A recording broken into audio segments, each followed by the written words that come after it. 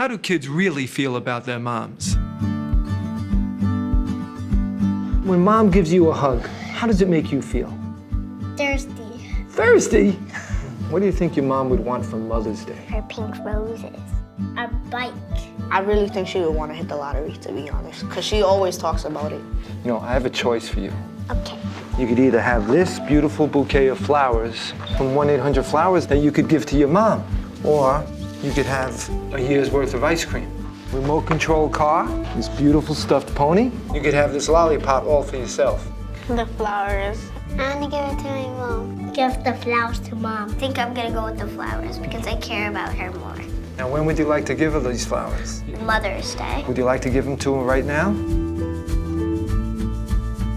Happy Mother's Day.